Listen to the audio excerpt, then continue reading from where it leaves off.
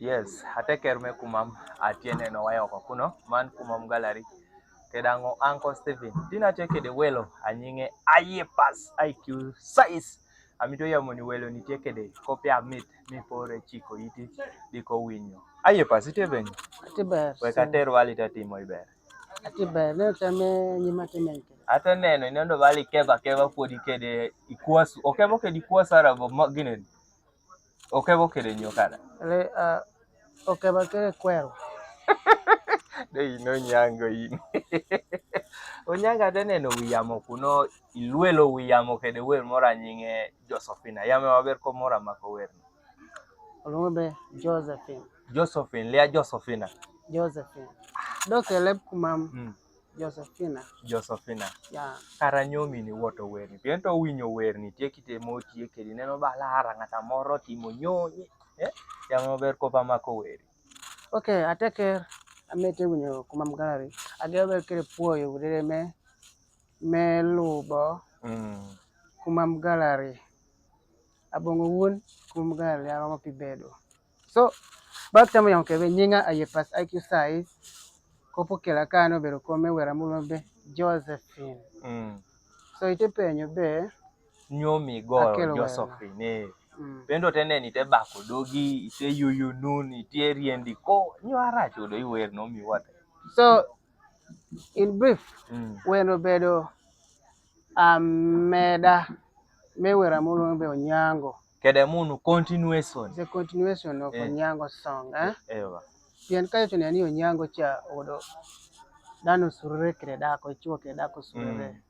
So do tie tien kop tie be ini chuo kame surre kre dako. Ikwao kisa. Tudo mejo karali amito ba bedo gini bedo chuo. Bene bedi chuo gidede do lie parton kwa kisa. So ira mete winyo wayoko kano tina ngakel ni komni be. Kadi surre kre dako. Ikwao kisa. Iri bako dogi. Do toto me yamo wacho be sureri pacho be chue na kelo. Gino ti ateni? Surere liame chuo kene. It is either ways. Romo bedo dako arabi chuo. But in this scenario inana odi kelo kop. Nenda neno bala hii video saidi chiko goye simu ma. Ango huya rach sana. Onyango huye pan. Onyango huya rach. Omgeno geni Onyango tucha. Onyango ena meptiekere peko. Racho me winono koduoki di kwa kisa. Dobenyo Josephine koye.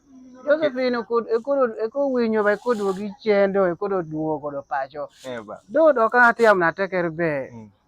Dako kambe di surre ke dako kori turgi. Yoti wa modako liame winyo. Owapo dako jodwa ko dako. So komo kapali atie kene kete be weno tekere video mere. Eteko wokuni video. Eteko wokune tie kuno oti YouTube channel kuno iko searching YouTube channel mene ino. Ma Ayepas IQ size. Eba enmeti ye. So ateker me kumama di okelo waino chepa kudo ibebe odoli neno. Ayepas IQ size owokun mano kede wer hamita dikini chel molongo be Josephine. Wer me kumam kokome. Character, the main character hiwe mtie be. Chepa ka sura moro ti pacho kuno. Kure waj be kobgo dede odi obar. Bedunu piny dikonu resolving arabi konu neno be kopego tiekin ichuo kede dako. So video mere da tie chill mateteni. At least inene yaro dong ngata moro at least oneno gianyen. Amano no udo miere wayoko kuno kobedo iber. Mama mano. Ena mano. So kop nyomi yaro yamone gi magikini do. Magikini tiebe TikTok kuno werno tia keto atego keto yamo. Itwero iko searching Ayepas IQ size music. That's the name I'm using on TikTok. Diko kodo nyo sound. Iko kodo sound. So in short imito dano team challenge. Dana achiel team challenges adi. Dana achiel team challenges. But no bara yam no bara nyo atina te pon yam. Challenges adek. Challenges gi obedo yoto kwanyo sound no i TikTok channel mere idi ko timo video moro te supporting en. I supporting en ye poni no ero ngere mere no ude te chat kuma mama no. Eni no. So poyo sana mino wakare ni ke udo kare oti YouTube because searching IQ size, iko following and commenting, iko sharing. TikTok da mano, man Facebook da. Facebook da ye pas IQ size music. Do inge bel yamo miyo ya capella mere. Omigi. Okay, miga capella moro. Amiti aloa. Iya Josephine no. Haya.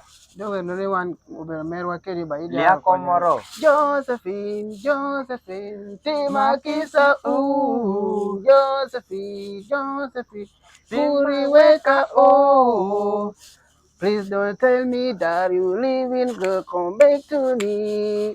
Please forgive me, I still love you, girl, take it easy. If you ain't mine, girl, you know I'm incomplete. I just need one more chance. I'm sorry, darling. I just finished for a team. I have passed kiss. Let me miss your love. Oh, I'm sorry, oh my girl. Don't leave me alone, Josephine. Timakisa So a cappella me wear no katididi. Mweche ka itete di jokoni mweche mora meet no me win no. So you can go and search for it. You go downloading any playlist ni, you go winye, you win puony kedi chor atiye. Opo inu sana oro wo makere karia pia.